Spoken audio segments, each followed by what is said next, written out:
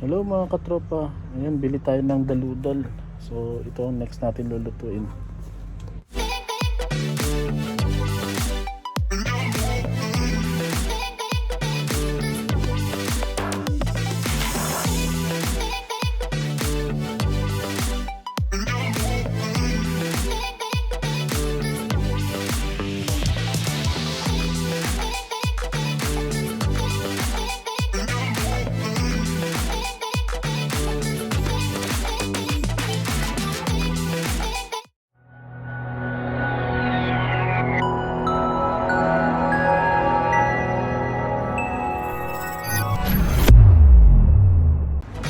Guys, welcome back to my channel.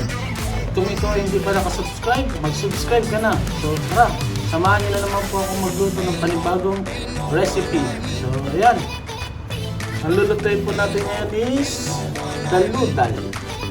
So sino mga hindi nakakalam dito, pamagdang bilo na lang po. Okay. So trigger lang po. Ito yung tinatawag sa amin na daludal. Daludal or Taroshoots. Taroshoots sa English or ugot-i aba. Daludal ng tawag doon sa Ilocano. So magdidinengdeng po tayo nito. Tara, samahan niyo po ako. Medyo ang ano lang dito is mahirap maglinis ng daludal. Kaya yung iba natatamad na magluto ng daludal. Kaya yung iba, pag pumunta ka sa palengke namin, linis na pag binili mo. So, mahirap siya iluto. Mahirap siya iluto dahil sa paglilinis. Hindi naman siya mahirap iluto. Or ano, pero mahirap lang talaga siya linisin kasi masyadong madaming tinatanggal. Tara, tama mo ako. Maglilinis na tayo ng daludal. So, ganito lang guys. Tanggalin yan. Ayan.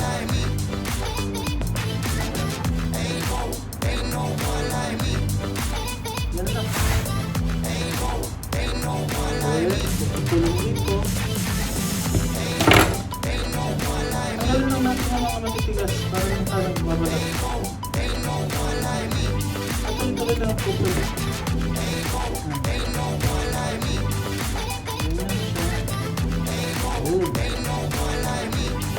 Kasama naman yun, mababalatan naman.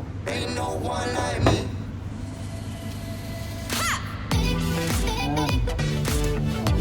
Ito na. Tatanggalin siya.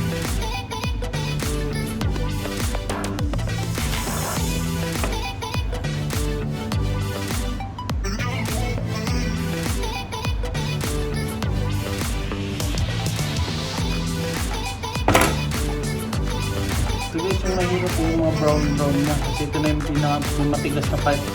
So kailangan natin tanggalin yung pinaka-sibla niya o yung dumi.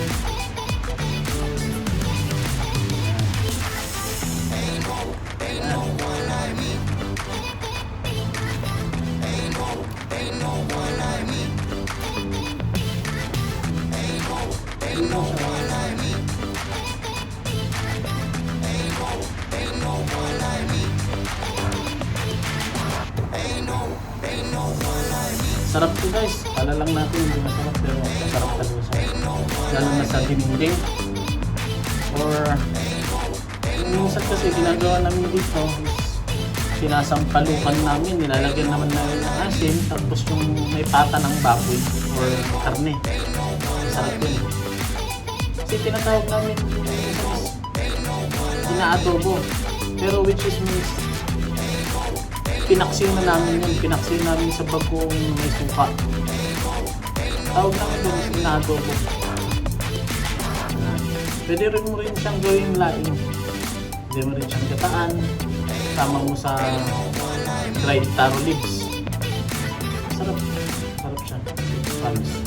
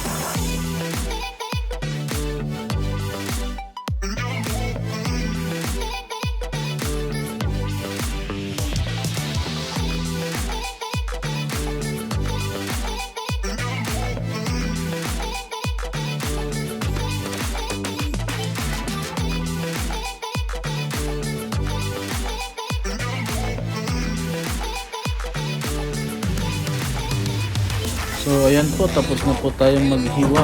So ilalagay na po natin yung daludal. Then yung mga ricado na rin po. So gamit po tayo ng bawang, sibuyas, luya, at saka yung leftover na tuna na prinito. So hinimay-himay lang po natin. Then ilalagay po din dito. Pagsamasamahin na lang po lahat para isahan na po. Then dadagdagan din po natin ng bagoong.